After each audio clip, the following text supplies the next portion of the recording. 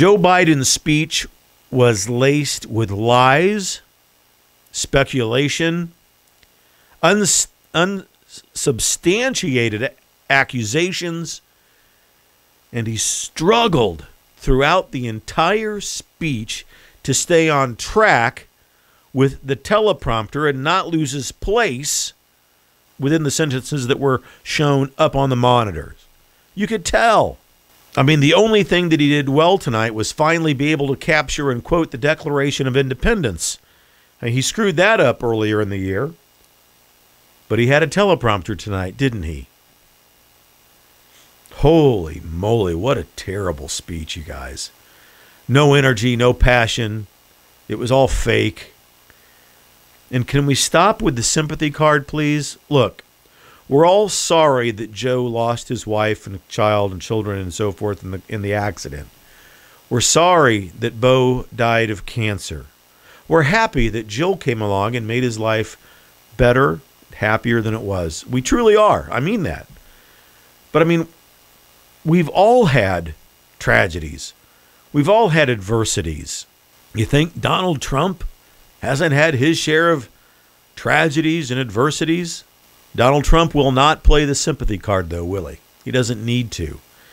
The only card that Donald Trump needs to play is the achievement card. Here's what I've achieved. Here's what I've done. Let's look. It would take you 16 pages to list everything that he's done. But ironically, he's experienced a lot of stuff that the people have thrown at him from the news media and the other side of the aisle over the last 3.5 years. You know, the stuff, the tragedies, the adversities when Joe Biden spied on and encouraged others to attempt sabotage with the president's campaign in his election. Remember that? That little thing that Joe Biden did called Obamagate?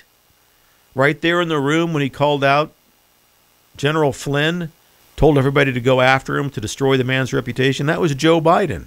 At the end of the day, many Americans vote for a president who they believe can make their lives better, ladies and gentlemen. In this category, President Trump wins every day and twice on Sundays. He has made our lives better. He's made them better. And let me tell you, the narrative about the wrecked economy that Joe Biden brings up tonight, that Bloomberg brought up tonight, that everyone else this week on the Democratic side brought up, the wrecked economy is not President Trump's fault. He restored the economy. He made it better than it had ever been in history. The wrecked economy is because of the new Democratic Socialist Party's wildly unnecessary economic shutdowns and their continued encouragement, whether verbally or by virtue of their silence, of chaos, mobs, and anarchy. That's the reason the economy is wrecked and why there are still millions of people unemployed in this country. Has nothing to do with President Trump. The glimmer of hope is here, ladies and gentlemen, that most people have common sense in this country, and that the vast majority of us on the right side, the vast majority of independent voters, the vast majority of libertarian voters understand that that is all BS. That what was dished out tonight was a complete lie. Joe Biden didn't tell the truth tonight. All he did is what he's done his entire life. He plagiarized.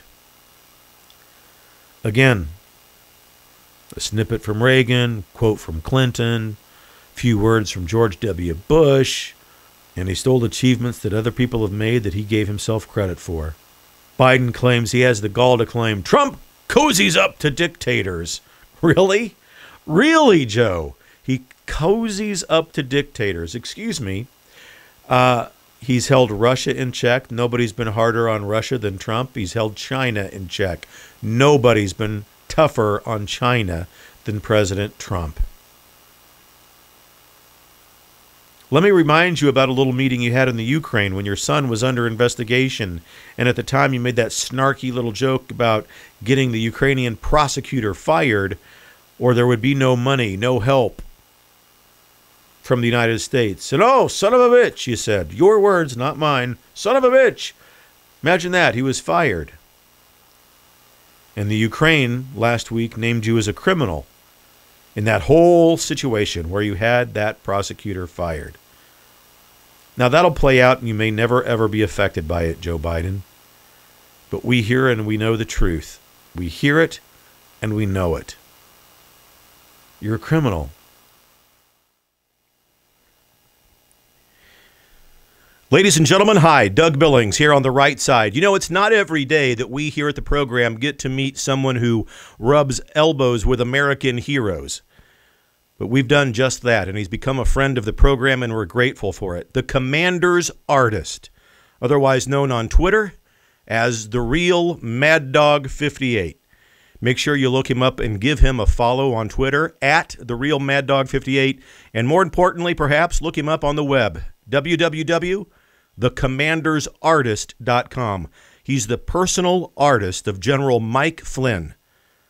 Personal friend of the general's is a personal friend of mine, ladies and gentlemen, and I'm flattered that he's become a friend of the right side. You can check out his artwork just over my right shoulder, the right side logo that we use at the beginning and end of every program. There's one of me up there in my Revolutionary War garb, protecting the Republic from intellectual liberal immaturity, and one of Donald Trump up there as well. We love it.